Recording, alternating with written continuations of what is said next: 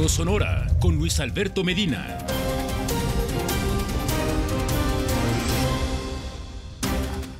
Muy buenas noches, bienvenidos a Fondo, soy Conrado Quesada Rodríguez. Esta noche, a nombre del titular de este espacio informativo, el señor Luis Alberto Medina, le agradezco mucho a usted su compañía. Lo invito para que se quede con nosotros, para que discuta junto con nosotros temas que de pronto se ven lejanos, complicados, pero que impactan directamente en cada una de nuestras decisiones, de nuestros planes, impactan en nuestro hogar, en nuestra oficina.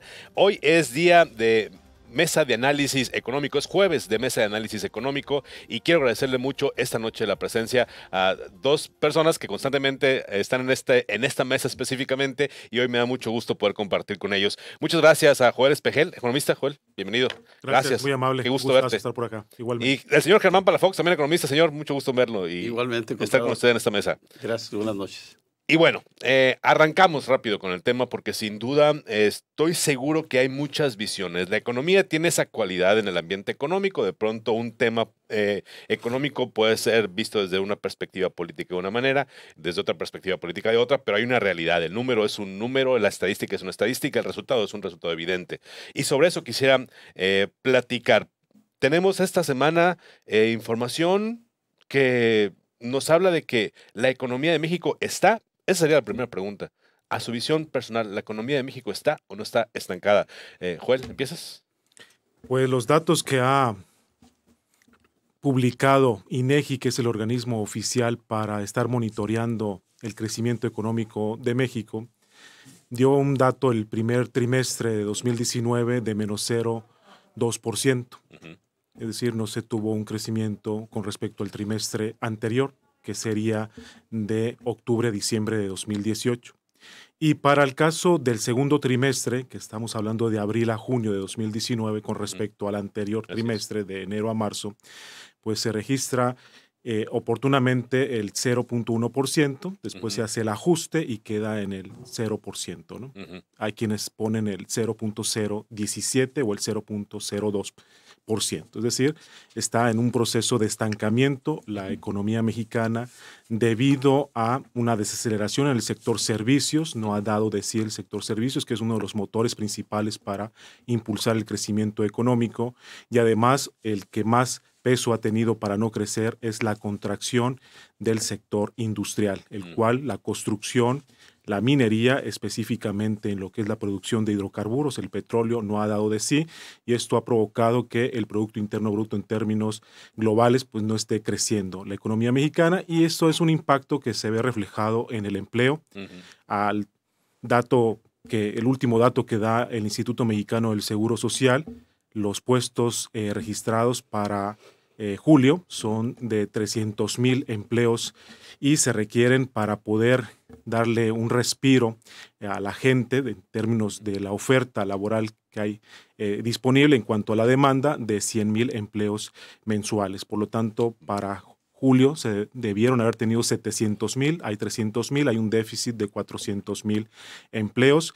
Se ve reflejado obviamente porque si no hay crecimiento, no hay empresas, se detienen las cadenas productivas, no emplean gente, aunado a, pues se despide gente de tanto el sector productivo como gubernamental, y ese es el reflejo, ¿no?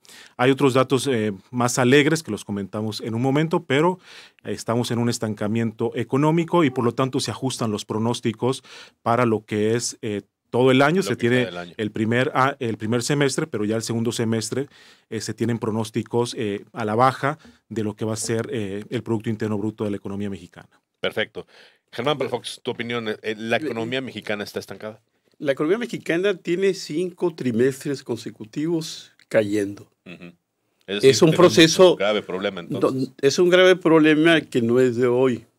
Es 2017 comienza el proceso de desaceleración. Es un proceso, un ciclo normal y natural. Ese ciclo que lleva la economía mexicana está sucediendo a nivel internacional. Es un proceso de desaceleración donde los países desarrollados están comenzando a disminuir sus ritmos de producción. Es el caso de Alemania, que suponía que es el motor fuerte de Europa. Vimos que en el segundo trimestre del 2019 tuvo un crecimiento de menos 0,10. Si nos vamos un poco a los Estados Unidos, el crecimiento que ha tenido Estados Unidos se debe a la política fiscal, Claro. que alrededor, estamos hablando de casi 400,000 millones de dólares que planteó en política fiscal Donald Trump, y eso hizo que el crecimiento de la economía fuese casi del 3%. Claro. Pero ese tipo de políticas tienen su periodo. Ahorita se está disminuyendo el ritmo de crecimiento de Estados Unidos, se esperaba que iba a ser el 3% y llegó al 2%. O sea, es un proceso de desaceleración que el país más poderoso, con el diseño de política fiscal, que se gastó 400,000 millones en 2 años de dólares, pues apenas tiene ritmos de crecimientos bastante moderados. O sea, ese fenómeno de desaceleración de la economía mexicana no es nada más de la economía mexicana, es de la economía brasileña, argentina, chilena, alemana, de todos los grandes países o de los países a nivel internacional. Estamos ante un fenómeno global De desaceleración. de desaceleración y que en el futuro cercano puede suceder que venga un proceso de recesión global en el 2020.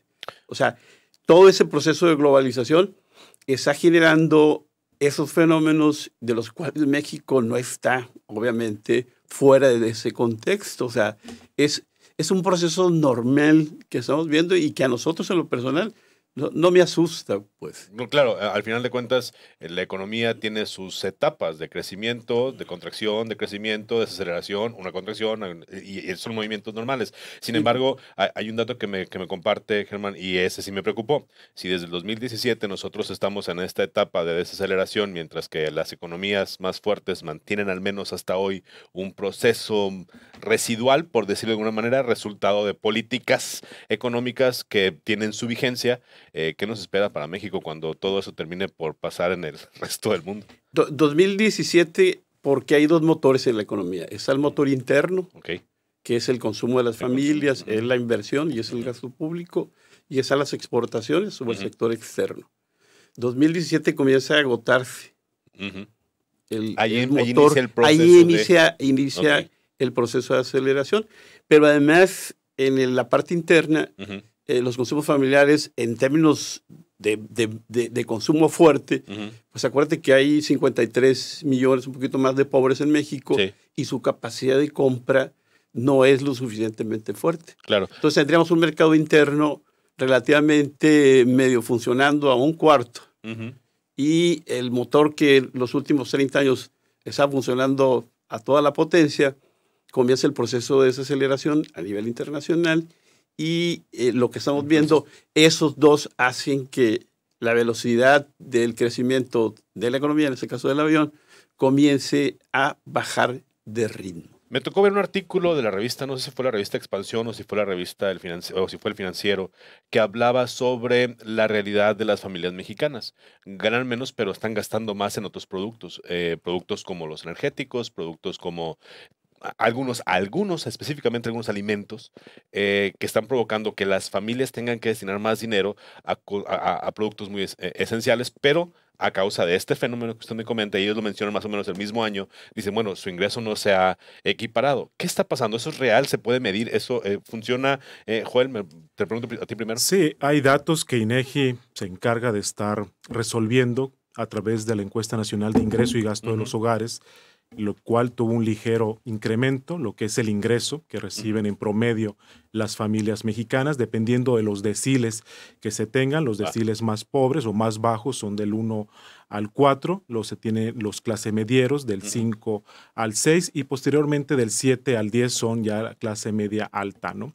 Se tiene que para los sectores o deciles más bajos tuvo un ligero incremento, estamos hablando entre 1.5 a 2% lo que es el ingreso. Al sector más bajo. El sector más bajo, el cual se destina a distintos productos porque no únicamente ve el incremento del ingreso, sino también evalúa en qué están gastando las familias mexicanas y se ve ahí el cambio de a qué productos son, según la encuesta, qué productos son los que están consumiendo las familias mexicanas. Sí hay algunas modificaciones, se va a cuestiones de consumo de lo que son productos agrícolas y sus derivados, y también de las cuestiones que acabas de comentar de energéticos. Pero pueden consultar, es muy reciente el resultado que se emite de la Encuesta Nacional de Ingreso y Gasto de los Hogares. Es una encuesta que se hizo en noviembre de 2018, pero que refleja la situación de los últimos 2 años, porque la última se hizo en 2016, para ver cómo se ha incrementado el ingreso y en qué lo están canalizando en cuestiones de compra las familias mexicanas. Pero sí tuvo un ligero incremento lo que es el ingreso, y sí se ha distribuido de una forma equitativa, por decirlo de una forma, lo que es el gasto, ¿no? En diferentes productos que del consumo propio de las familias. Efectivamente, ¿no? Ahí viene especificado que tanto canalizan para cuestiones de transporte, para lo que es consumo, claro, la canasta básica alimentaria, viene para ocio, viene toda una serie de, pues vamos a decir, reactivos que encuesta INEGI a través de la estructura orgánica que tiene, y realiza pues este ejercicio con el objetivo de medir qué tanto se ha incrementado el ingreso en los últimos 2 años, pero también en qué lo están gastando. ¿La última encuesta cuándo se realizó por parte de INEGI? Se realizó en noviembre de 2018 y se acaba de publicar hace 2 meses, se publicaron los datos de esta encuesta. Pero también nos representa algo. O sea, la población que tiene menores ingresos comparados con la que tiene mayores ingresos es alrededor de 100 veces más. Completamente de acuerdo, sí. Entonces, el gran problema de la economía mexicana es que está generando una desigualdad fuerte en términos de ingreso. Por eso la discusión ahorita si el crecimiento o es el crecimiento la forma más adecuada de medir que va avanzando el país vía el Producto Interno Bruto per cápita. Lo que hace ese indicador es que todo lo que se genera en la economía, todo el valor, todo lo que se genera, el valor de la producción, se divide entre los 130 millones de mexicanos. De tal manera que el 2018, el promedio de cada uno equivalía en dólares a $9,350. Estoy de acuerdo. Pero tú dices, bueno, ese indicador per cápita que mide el crecimiento de nuestra economía, pues no resulta tan real cuando 56 millones de mexicanos no perciben ni $100. De acuerdo, porque al final de cuentas, si vemos el ingreso per cápita entre el ingreso de Conrado y de Carlos Slim, pues voy a ser multimillonario, ¿no? Y si lo vemos contigo con los sectores más desprotegidos, de los pobres en Chiapas, de los mismos pobres de la costa de Hermosillo. O sea, tú ves a la invasión del Café Combate, claro, o ves al municipio más pobre del sur de Sonora, donde ves las condiciones de los niños y de las familias, pues tú dices, este indicador de $9,324 pues resulta que es totalmente fuera de toda realidad. Es una ilusión. Es una ilusión que siempre han estado trabajando los que están de acuerdo con esa medida, pero también la clase política se ha aprovechado para decir que las cosas iban perfectamente bien. Estoy de acuerdo. Tenemos 2 minutos, les voy a hacer una pregunta que quizá nos dé el paso para el siguiente bloque. ¿Se están haciendo en México o se están tomando las decisiones, no ahorita, porque eso nos va a dar más para qué hablar, hasta hoy, si hacemos un corte, las decisiones en materia de política económica en México han sido suficientemente fuertes para hacernos sobrevivir o para mantenernos como los pobres de Norteamérica? ¿Cuál es su visión como economistas de la política económica mexicana? Si lo hablamos, vamos a hablarlo hasta septiembre del año pasado para no meternos en problemas de 7 meses. Vamos a ser honestos, porque se nos cae la industria cuando tuvimos iniciativas y estuvimos empujando cambios estructurales. Se nos cae el sector mercado interno cuando estuvimos buscando la forma de generar y de repartir y las mismas reformas estructurales intentaron este proceso. Tenemos 30 segundos, no me da chance de que me contesten. Mejor vámonos a un corte y quedamos con esta pregunta. Al volver, volvemos en un minutito, no se nos vaya, estamos en A Fondo.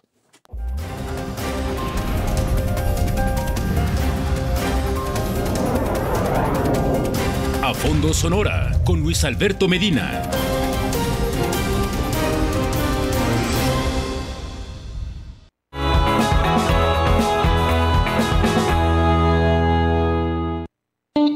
Las tradicionales tortillas de harina sonorenses se hacen con harina Los Gallos. Casi 83 años en la mesa de las familias de Hermosillo y Sonora. Aún quedan muchas emociones en MLB Extra Innings por Megacable. Jugadas espectaculares y la acción de la temporada regular en 7 canales exclusivos. Contrátalo a precio especial de mitad de temporada con 3 pagos de $300 o a un precio especial de contado. MLB Extra Innings es un hit por Megacable. ¿Qué? ¿Quieres un combo? No, gracias, hermano. Tu combo está bastante limitado. Tú que ya tienes Megacable, aprovecha la promoción de verano. Internet de hasta 20 megas y telefonía limitada a un super precio. Llámanos o pídela hoy mismo en tu CIS más cercano. Disfruta de las mejores películas, estrenos y series completas cuando quieras, las veces que quieras. Para acceder, primero presiona el botón POD de tu control remoto. Selecciona una carpeta y presiona el botón OK. Navega por el contenido y selecciona lo que quieres ver, presionando nuevamente el botón OK. Si tienes que salir, pero quieres continuar viendo tu programa después, puedes agregar un marcador para posteriormente seguir viéndolo donde te quedaste, ya sea en tu tele o en tus dispositivos. Con XView, ya nada es igual. El entretenimiento cabe en tu bolsillo con XView, televisión interactiva. Por solo 50 pesos más a tu mensualidad, disfruta la experiencia. Y lleva contigo en tu móvil, tablet o PC tus canales en vivo, tus grabaciones y miles de horas de entretenimiento on demand para ver dónde y cuándo tú quieras. XView de Megacable. ¿Ya lo usaste?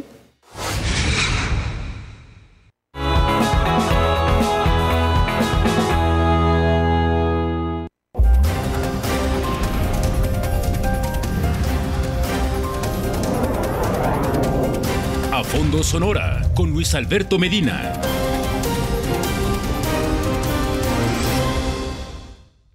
Continuamos esta noche de jueves en A Fondo y estamos platicando sobre qué es lo que pasa en México con la economía. Hoy es jueves, mesa de análisis económico. Platicamos con Joel Espejel y con Germán Palafox, ambos economistas y ambos con una visión mucho más específica, más especializada de los datos que de pronto las noticias que compartimos en las noticias o los datos que usted se puede encontrar en los espacios informativos. Nos quedábamos antes del corte comercial con una pregunta que me extendí de más y a lo mejor fue muy confusa, pero la aclaramos. Vamos a que esta sea la última pregunta histórica. ¿Qué estamos haciendo o qué hemos hecho en México para estar donde estamos? ¿Ha sido un problema de política económica? ¿Ha sido un problema de falta de impulso a sectores? Joel, ¿cuál es tu respuesta ante esta situación ante la que hoy estamos? ¿Por qué estamos así en México hasta hoy? Se tiene un índice de apertura comercial que es sumar las importaciones más las exportaciones, que es el consumo que hace México, tanto interno como externo, a nivel internacional, que es el comercio total entre el Producto Interno Bruto, y da este índice el 65%, es decir, tiene una apertura comercial precisamente por lo que es el modelo exportador que ha seguido en los últimos 30 años la economía mexicana y que se han adoptado políticas económicas en pro de ese modelo exportador, siendo muchas veces muy restrictivas para lo que es el crecimiento interno de la economía mexicana. Dado, como ya lo comentó el doctor Palafox, empieza un proceso de desaceleración a nivel mundial y que se refleja en la economía mexicana porque estamos sumamente abiertos como economía y estamos dependiendo de esas compras y ventas internacionales que hace la economía mexicana. Y un porcentaje de lo que es lo interno, que es el gasto público, la inversión de los particulares y el consumo de las familias, pues también ha tenido una contracción. Entonces, si vemos el análisis de estar dependiendo del sector externo en un 65% para el crecimiento del Producto Interno Bruto y un tercio de lo que es la cuestión interna, pues vemos que sí hay un proceso de desaceleración de las principales economías, Estados Unidos, China, Alemania, Japón e Inglaterra, que son las 5 economías más fuertes, y que México está integradas a ellas a través de tratados comerciales y que las cadenas globales de valor lo permiten.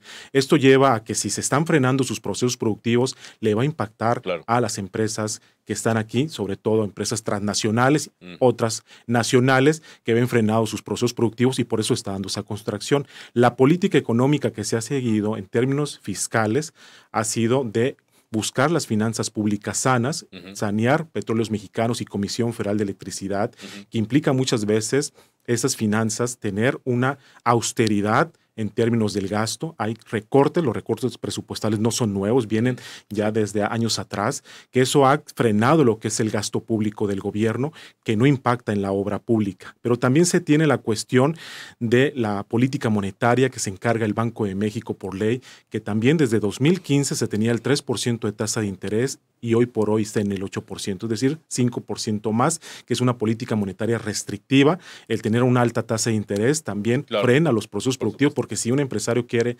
ampliar su planta o quiere expandirse en sus procesos, necesita un crédito, se apalancan y es más caro, tenerlo. Entonces eso también está frenando la actividad productiva nacional y se está frenando por el lado del gasto, que es la política fiscal. Son dos políticas económicas restrictivas que castigan el crecimiento económico, pero favorece a los mercados internacionales. Es decir, la política económica de México está subordinada a los mercados financieros internacionales y deja de lado el crecimiento interno. Hoy por hoy se están dando cuenta de esa situación, que bueno que se está dando cuenta el gobierno federal y está aplicando políticas económicas expansivas, ya se está bajando la tasa de interés y están tratando de incrementar el gasto, sobre todo gasto en consumo y el gasto en inversión a través de este anuncio que hace la Secretaría de Hacienda de los 485,000 millones de pesos con el objetivo de incrementar el gasto.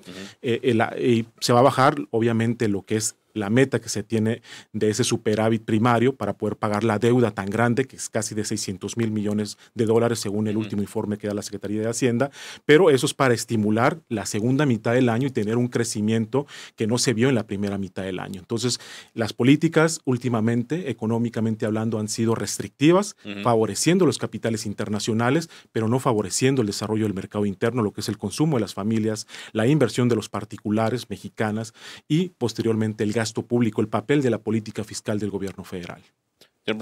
El modelo mexicano tiene varias deficiencias. Hasta 2018. Hasta 2018. En la parte esta histórica. Una de las características de este modelo económico es la presencia permanente de altos niveles de corrupción y de impunidad.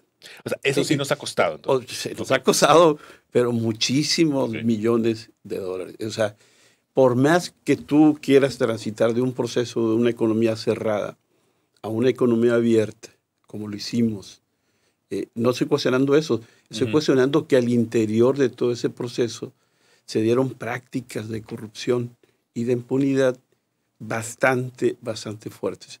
De hecho, en los indicadores de corrupción y los indicadores de impunidad, la economía mexicana aparece muy por encima de los países latinoamericanos. Es más, nos acercamos más a los países africanos. Entonces, este gran debilidad del modelo económico es procesos de corrupción y de impunidad. Cuando la economía se abre, hay acuerdos con las grandes empresas transnacionales de mantener los salarios fijos. Los contratos los negociaban con los sindicatos y era muy difícil que este proceso de integración económica, los salarios de la clase trabajadora se incrementaran. Por eso el nuevo acuerdo de Tratado de Libre Comercio con Estados Unidos y Canadá dice hay que subir los salarios porque es una forma de que estoy jugando en términos de desventaja para mi proceso de producción. Claro. Entonces, si las políticas sociales que se diseñaron para combatir la pobreza, que también señalabas, pues todos se fueron al bolsillo de no sé qué clase política, pero no llegaba el recurso. Claro. Yo recuerdo el Programa Nacional de la Lucha contra el Hambre. Que sirvió para nada. Que de repente yo en Sonora dije, bueno, ¿y dónde están los programas? Pues para Sonora, pues parece que desaparecieron, ¿no? No, claro, entonces, al año se dijo que no servía. Tú dices, bueno, entonces, ¿qué es lo que está sucediendo con las políticas sociales? ¿Qué está sucediendo con las políticas salariales? ¿Qué está sucediendo con algún mecanismo que permitiera que no hubiese procesos de corrupción y de impunidad? Te voy a dar un dato nada más. 2004, la producción de barriles al día en México era en 3,5 millones. Y el promedio del precio del barril andaba entre 70 y 90. Sí, me acuerdo. Si uno multiplica esos 3.5 millones por los $80 en promedio al día, la pregunta es, ¿qué se hizo con ese recurso? Sí, se repartió a los estados y no se supo.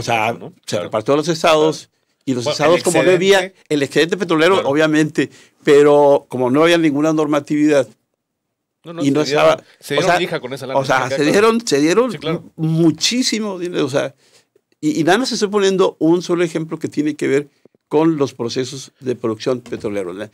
Si escarbamos, pues aquí nos vamos a encontrar... Joel mencionó algunas decisiones que se han tomado hasta el momento.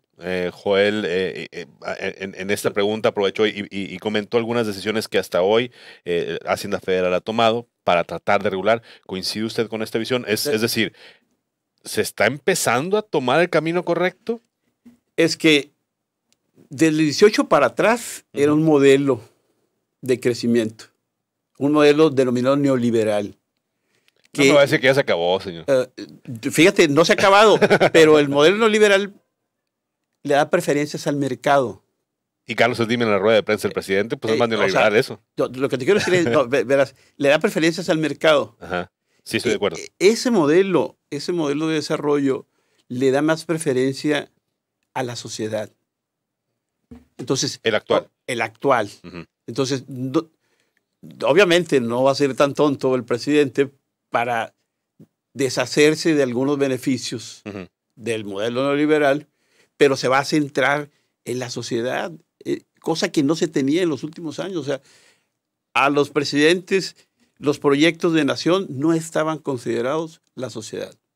Estaban considerados los modelos de crecimiento. Estoy de acuerdo. Estaban las relaciones comerciales.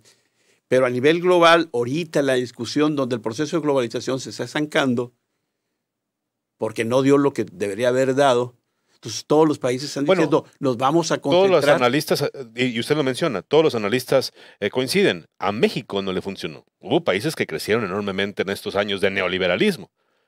México, pues, por la corrupción, como usted lo menciona, pues nos fue muy mal a nosotros, ¿no? O sea, pero si tú me pones a Vietnam o me pones... No, pero le pongo a China, le pongo a Corea. Pero ellos no se fueron con el modelo del proceso.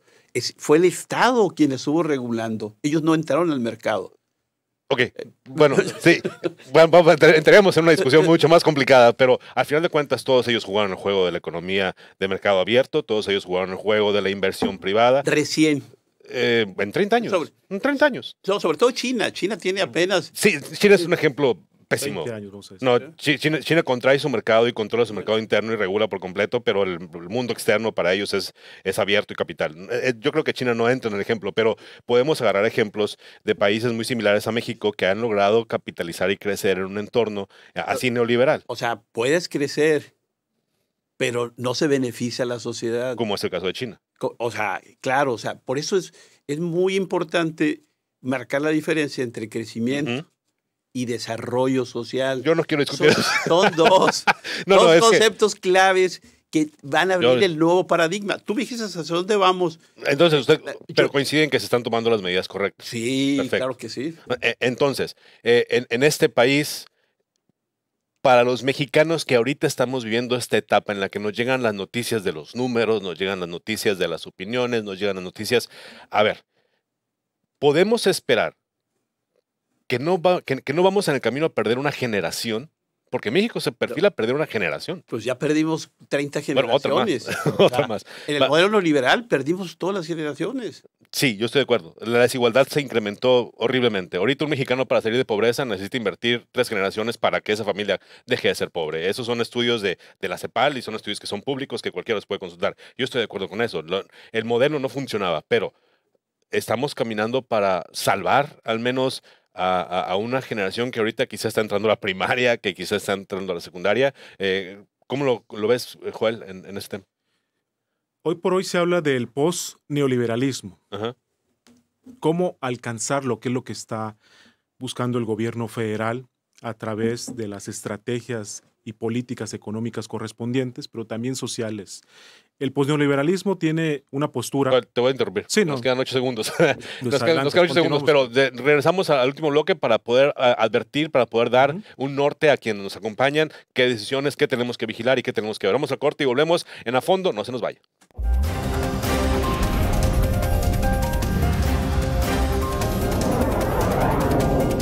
A Fondo Sonora con Luis Alberto Medina.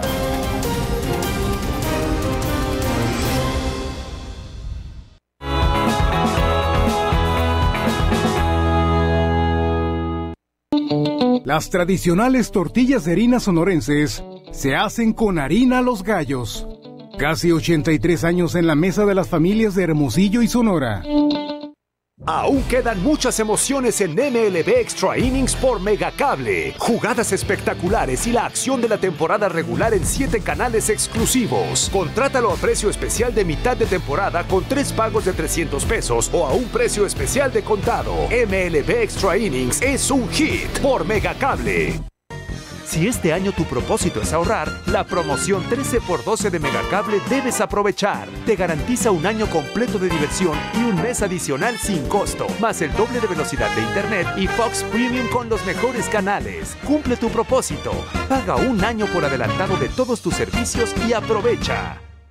Programa todo lo que quieras ver con XView Televisión Interactiva.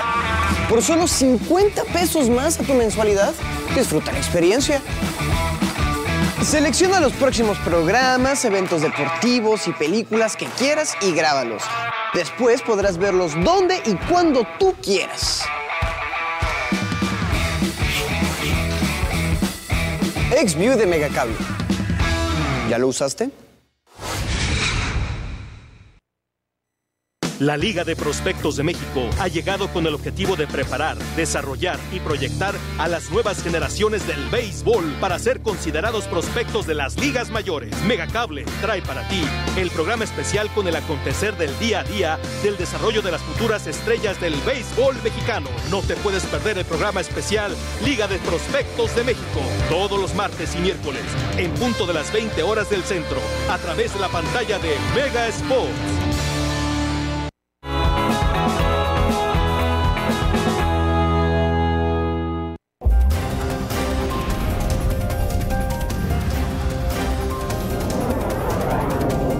A Fondo Sonora con Luis Alberto Medina.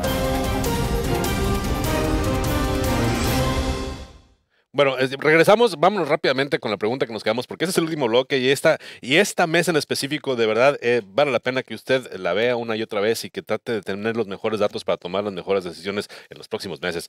Juan, nos quedamos contigo. Efectivamente, estaba hablando del post-neoliberalismo, que es lo que busca la Cuarta Transformación.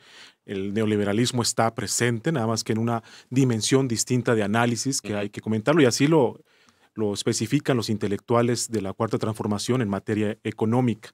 Tienen esta postura de regresar a este modelo de sustitución de importaciones, pero una dimensión distinta, es decir, con el enfoque de mercado, fortaleciendo el mercado interno a través de actividades productivas sólidas, y tienen como bastión importante lo que es la política energética, que no esté tan subordinada a la política energética de Estados Unidos, sino que se empiece a generar la producción suficiente en petróleos mexicanos para poder ayudar a sanear lo que es el presupuesto de la Federación, pero también las finanzas de Petróleos Mexicanos, y ayudar a Comisión Federal de Electricidad con el tema de los gasoductos y oleoductos que ya se destrabaron recientemente. Entonces es importante ver cómo se tiene una visión distinta, es buscar fortalecer el mercado interno, bajarle a ese porcentaje que hablaba hace un momento de 65-35, posiblemente nos cueste, porque es un 50 y 50 que llegue a depender del mercado interno y del externo en un 50% para cada uno de ellos,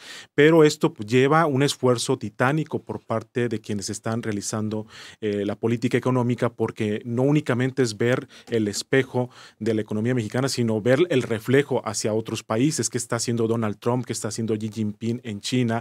¿Qué está haciendo Angela Merkel en Alemania? ¿Qué se está haciendo en Japón para tratar de resolver estas problemáticas? Todavía está en jaque si se va a ratificar o no el TEMEC, que es algo importante para la economía mexicana, la salida tan abrupta que se quiere para lo que es el Brexit de Inglaterra de la Unión Europea, que son afectaciones directas para la economía mexicana. Entonces aquí tenemos que ver cómo se va a lograr ese post-neoliberalismo que tiene pensada la Cuarta Transformación, para ver si puede incentivar lo que es el mercado interno, las variables internas, internas, pero de una forma no tan accidentada, que eso puede suceder si no se planifica correctamente, porque aquí estamos hablando de planificación económica, y que no vayan surgiendo como presidentes paralelos, como lo que vimos el día lunes, donde aparece la figura de un empresario importante de los más ricos del mundo, que puede ser figuras como presidentes paralelos para poder ayudar a lo que es el estímulo del crecimiento económico para los próximos años, ¿no? Porque se busca el 2% anual,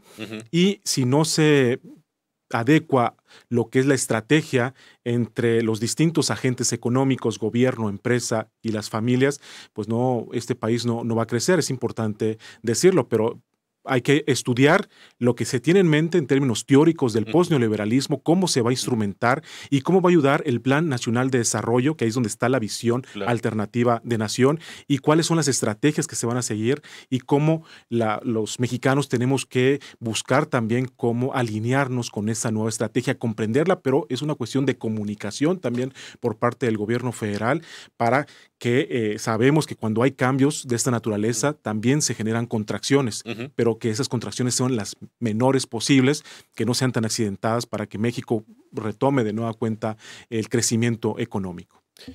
Germán, ¿tienes datos? ¿Nos conversas que sí, tienes datos? Mira, a partir de ese segundo semestre, la economía va a crecer. Y va a crecer bien. ¿Apuestas? Apuesto. Apostemos unos tacos de carne asada. Bueno. Sí. Por algo líquido ahí. Por lo que sea, pero que quede grabado. Quede perfectamente bien. Va. El Banco de México dice que vamos a crecer entre 0.20 y 0.70. No, menos de un punto. O sea, si sacas el promedio sería 0.50. La mitad de un punto. Recuperar lo perdido y avanzar un poquito más nos daría esa posibilidad. Pues lo que ellos dicen es que vamos a crecer 0.50. 0.50. Y lo que dice Hacienda es que vamos a crecer entre 1.1 y 1.8. Para diciembre. Para diciembre. Y yo soy en lo cierto que voy a ganar. Va, no hay problema, por supuesto. Te voy a decir varios datos. Creo que el más importante es esa reunión entre el presidente de la República y un gran empresario. El señor Slim. Eso manda confianza a los mercados. Pero Slim dijo algo importantísimo. Los inversionistas no andamos buscando si hay confianza o no en el gobierno. Estamos buscando que exista un mercado interno fuerte. Estamos buscando que nuestras inversiones tengan demanda. Claro. Y eso tiene lógica a nivel de todos los inversionistas. Un inversionista cuando hace su proyecto quiere recuperar su inversión ganando el mercado. Pero si el mercado está débil, si no ganan los suficientes salarios, pues difícilmente. Y lo que está viendo Carlos Slim, no está viendo más que ganancias, pues como empresario. Que si no le entra a él, le van a entrar los chinos. Si no, le van a entrar los alemanes. Ahorita la tasa de interés a nivel internacional es cercana a cero. O sea, si tú llevas el dinero al banco, no te pagan. No te pagan nada, sí. Y las estructuras financieras son iguales. Entonces hay mucha liquidez, y también lo señaló Slim, hay mucha liquidez, y por lo tanto esa liquidez a nivel internacional se va a ir donde tú le asegures que el mercado se va a fortalecer si no hay corrupción, si no hay impunidad y tienes buenos salarios. ¿Qué es lo que ve Slim? ¿Es eso? Eso. La falta de corrupción, la que no hay impunidad. Fortalecer el mercado interno, establecer acuerdos, compromisos. Eso es lo que está viendo. Pero me devuelvo a las cifras alegres de junio. En junio, México exportó 10.6 en relación al semestre anterior. 10.6. El incremento de las exportaciones de autos que había venido cayendo. Crecieron el 16%.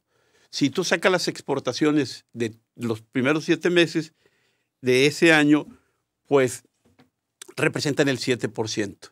Todo con Estados Unidos. Esto tendrá que verse reflejado precisamente de aquí porque no sé, es en junio y julio. Entonces, por eso te digo, la apuesta la voy a ganar porque estos datos se están dando ya que el motor externo está caminando. A pesar de que Estados Unidos bajó su ritmo de producción, es atractivo para la economía mexicana. Pero sobre todo, lo más atractivo es que el conflicto entre China y Estados Unidos... Parece que tiene una solución pronta, ¿no? Deja tú, ojalá que no, digo, porque ese conflicto ha hecho que China pierda vía exportaciones 32,000 millones.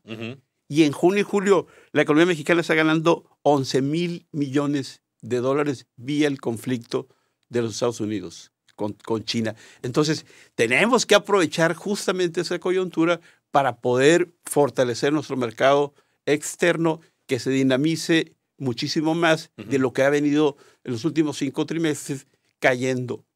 Si a eso le sumas el fortalecimiento de las inversiones como demanda agregada, si le das capacidad de compra a los adultos mayores, a los jóvenes, a la demás población que va a ser beneficiada con programas sociales, eso se va a reactivar dentro de la economía. Pero 2 elementos más. El primero, tiene que ver con la inversión pública. Esperemos que la inversión pública se acompañe con la inversión privada, que esa es la lógica que así va a suceder. Y el tercer elemento sería regularización del gasto público. No lo hemos tenido regular, hemos tenido una regularidad del gasto público. Eso no lo vuelve tan eficiente. Si a partir de este segundo semestre comienzas a regularizar el gasto público, metes la inversión en infraestructura, se suma la inversión privada, reactivas el mercado interno junto con el mercado externo, te gané la apuesta. Celebro su optimismo, señor Palafox. Les pregunto rápido. Para los mortales, comunes y corrientes, puntos de peligro y puntos de confianza. ¿Qué tenemos que ver nosotros para decir, reduzco mis gastos, cambio mi política económica en mi casa, ¿no? Y mi política financiera en mi casa? ¿Qué tenemos que ver para decir, me abstengo de tomar decisiones peligrosas? ¿O qué es lo que nos puede decir, mira, está pasando esto, adelante, me puedo arriesgar un poquito más? Si nos puedes ayudar así rápido, Joel, con... Sí, ante el escenario que se tiene a nivel internacional, no hay que olvidar que está Donald Trump justo arriba de México en términos económicos y cómo busca Donald Trump abaratar lo que es el dólar, depreciando el peso, que hay que decirlo. Y eso lleva a que los mexicanos deben de tener reservas actualmente de ahorrar, no realizar los gastos hasta que no se vean condiciones estables, porque si vemos es un crecimiento, si es del 0.5%, es un crecimiento bajo, no por cada punto porcentual que crece el Producto Interno Bruto, pues son aproximadamente 250,000 empleos, de 250,000 a 300,000 empleos, y si se tiene el 0.5, pues estamos viendo que no va a levantar de los 300,000 empleos, y ahí se tiene que estimular el consumo. Perfecto. Entonces ahí sí tienen que tener reservas de decir, si voy a comprar una casa, si voy a comprar un carro, tener la reserva de esperar hasta que se clarifique la situación, ¿no? Germán, rápido, nos queda poco tiempo. Tasa de interés. Tasas de interés. Sí, ¿Vigilarlas? Sí, vigilarlas. O sea, la tendencia es que baje la tasa de interés. Si baja la tasa de interés, tú pagas menos crédito bancario, menos crédito hipotecario, menos crédito automotriz. Entonces, un reflejo cotidiano es revisar las tasas de interés.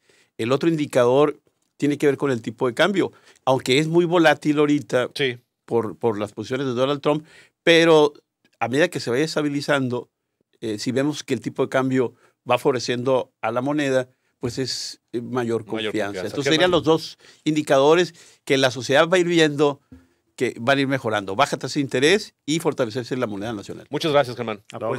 Apuestas, quedamos vigentes con las apuestas. Muchas gracias, Joel, como testigo oficial de esta apuesta que hicimos Germán y yo. Yo le invito a que esté al pendiente mañana de A Fondo. Muchas gracias, muy buenas noches, adiós.